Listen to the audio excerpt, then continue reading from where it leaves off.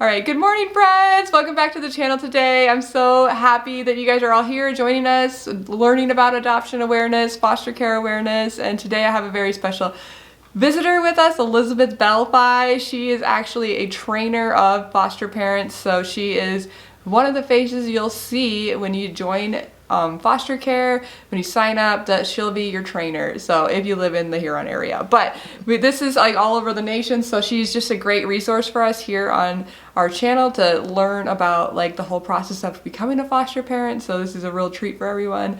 I was very excited when she agreed to come onto our channel, so it's a big deal. So we have a social worker on our channel, guys. It's exciting.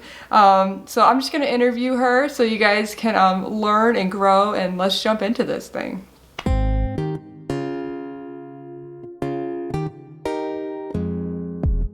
So what is your job title, and how did you decide to go into this profession?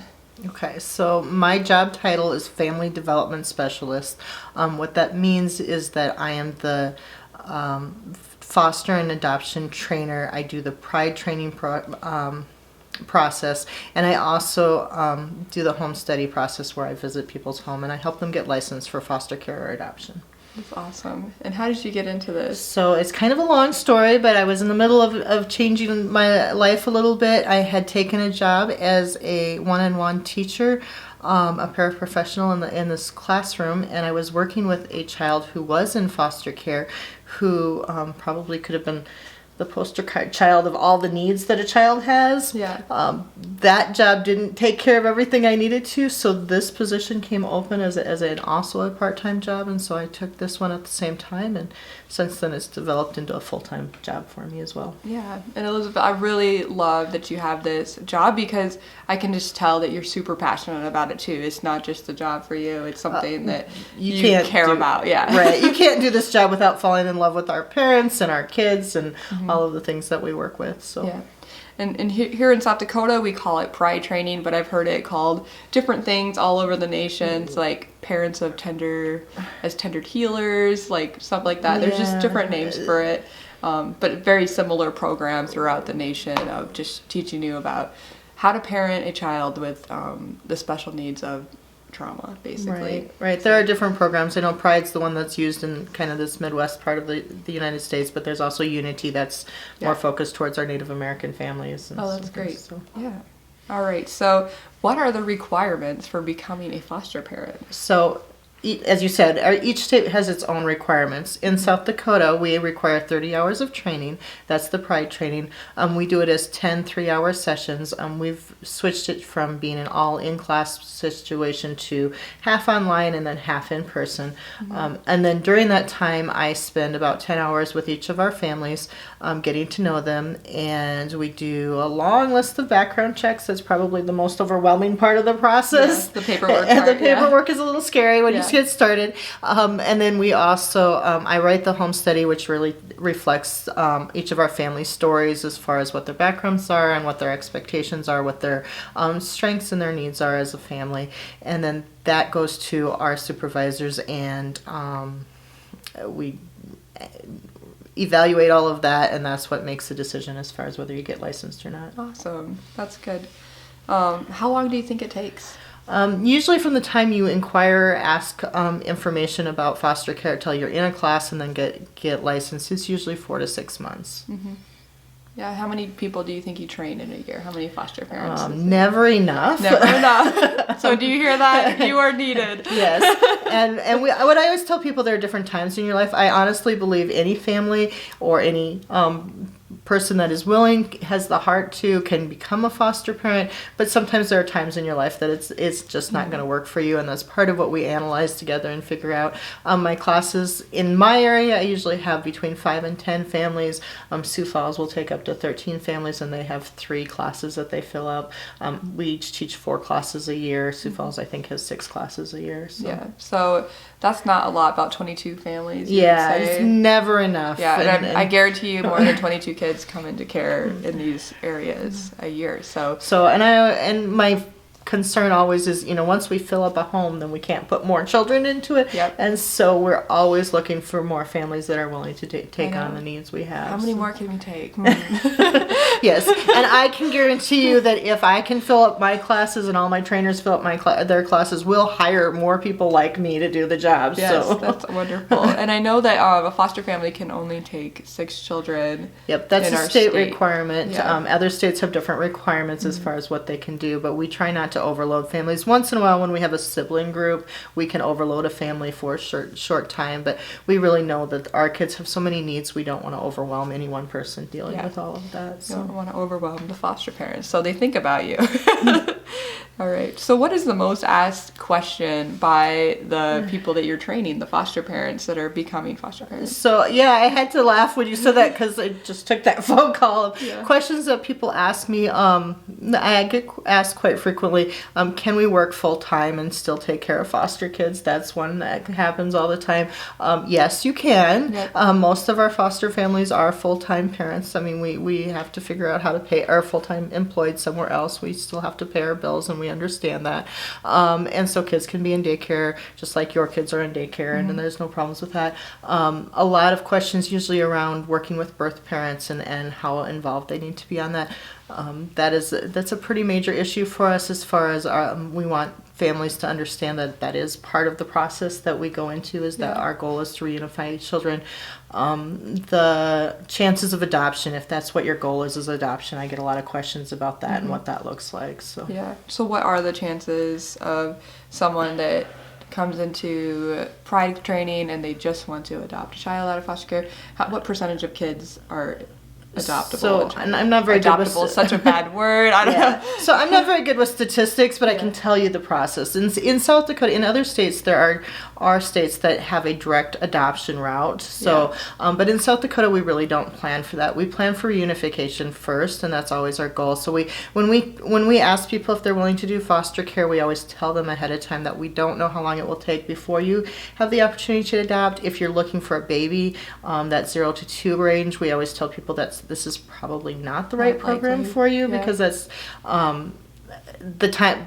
We just work that reunification piece first, and that oftentimes eliminates a lot of our Probably babies. takes about a year at least of your reunification work required. Right. So, but what I do also tell people is that every family that I know that has come into it with the idea that they want to adopt, they eventually do get that opportunity to adopt, and that our licensing workers will look at that, and they will gear families towards the situations where they think adoption's a possibility. So. Yeah.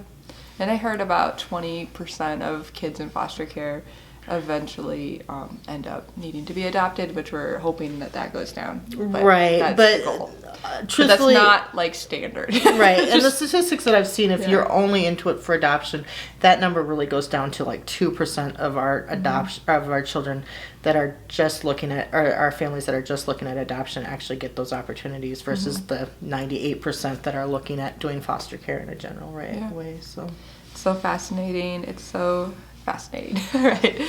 So what is the best advice for families starting this process? Like, if I just called you today and I'm like, hey, I want to become a foster parent, what's your best advice? Well, first of all, don't call me. Call our state for our foster1.org, and we'll get you started in the way, because I'll put the link in the info here if you want to become a foster parent. We'll get you the right steps. Right. And I think that's sometimes what people get hung up on, is that there is a process to get into the classes. We like I said, we kind of screen to make sure that before we get started that you're really ready for the process, that you have your home is set up and your life is set up to be that mentally, situation. Physically, financially, your background check. You have an abusive child. That kind of stuff. We kind of go through a little bit of that pre-process before you get into the classes, just to kind of weed you out, and if there's some things you need to work on. So there's that part of it. The big thing I will tell families is that idea that you have that you're staving the child really is maybe not the whole picture. That I really wish my foster families understood is to be prepared to learn, prepared to grow, to open your hearts up to the whole family, not just the child, because that really is part of the process and what we go through. And that even our children that go through adoption, that's part of who they are. And so it's so important that you really come into it with the process that you're helping a whole family and not just trying to save a child. Yeah, and I think that's what I got the most out of Pride classes. We went into it thinking we would do like a very closed adoption, and that was like what we thought. But then walking away from that program, I just learned like reunification is so valuable. And then now that after we adopted, years have gone by, I just know that for my children, that biological connection is such a huge part of their life. And it's so valuable. It's so healthy for their mental, and every part of their being just needs that in their life. Believe it or not, like that biological connection in some way that I am a huge advocate for reunification. So I just think it's so valuable, and I think that class teaches that, and I think that's important for foster parents too. Yeah, and I think that's the biggest thing I see come out of class. What I know from the adults that I know that have gone through adoption, and also some of the research that we've done, it's like 85 to 90% of our people that are adopted will have identity issues sometime throughout their middle school, adolescence, early adulthood. And so the idea that you can close off that past is just not a realistic thought for them. So you just want to be on top of it as their parent, a foster parent, or adoptive parent in some way, which I love. That class is so valuable for those things. So I want to talk about this towards the end of this video here, and this is a big hot topic, and it's all about consequences and discipline as a foster parent. There's rules about the way you can discipline this child that comes into your home, and they're there for a good reason. So could you talk a little bit about some of those rules maybe, and then maybe we can discuss? Sure. So one of the big things, of course, when you become a foster parent, we make everybody agree that there will be no physical discipline. We spend a lot of time in class talking about the reasons why that can be harmful to children. Not just our children, but other children. But the big thing I tell families, of course, is that our children, we don't know their past, and we don't know what will trigger bad experiences for them. So we really make sure that that's kind of drilled into all of our foster parents, that physical discipline is not accepted. There's a few other rules that we're pretty careful about, obviously verbal intimidation and emotional intimidation. Belittling them or their birth families becomes sometimes an issue for some situations. Those things are important. We have a lot of kids that have food issues, and so we pretty are careful about that. The discipline class that we teach in Pride, I always say I wish I could teach 3 of them because there's so much information out there that I like to share. The 2 big things that we teach that we kind of go back to all the time is self-regulation and building healthy relationships. And those are the 2 issues that our kids just have a really hard time with. They maybe haven't learned how to calm themselves down. They don't have the skills to be able to do that. So you'll see a lot of behavioral problems around their visits, or just being able to be calm in general when they're in public. And then the other thing is that building healthy relationships, that we know that they have attachment issues because they've been separated from their families.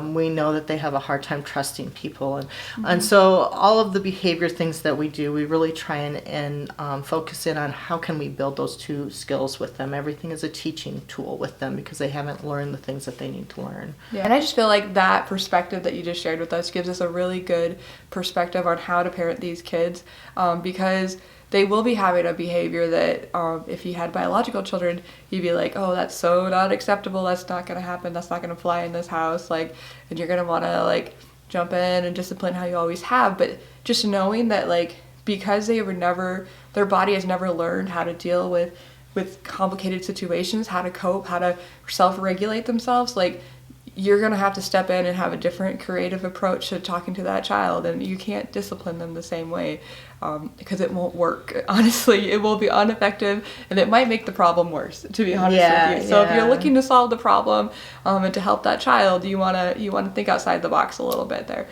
because the problem will explode into something that's dark. And there's from experience. And I love my foster parents. I warn all of them, this isn't going to be your normal kid experience. And not that we don't have some really great, absolutely, all the kids are great, it's just some of the behaviors, and even the ones that maybe you don't see the behavioral meltdowns, but maybe they curl into themselves and they isolate themselves from other people, or they blame themselves. And like I said, we really have to start at wherever they're at and reteach them the skills that they need to be able to be successful and have good relationships relationships. And so we use natural consequences, but we also encourage safe spaces instead of timeouts, things that will make them feel more comfortable rather than and reduce their anxiety, which is really one of the main issues of their behavior. It usually always comes back to anxiety. So I love that. Yeah, it's a lot of anxiety based, and you'll want to tell like your teachers the same information, because that could trigger them at school too if they push them off their limits and they don't have enough breaks and different things that they need to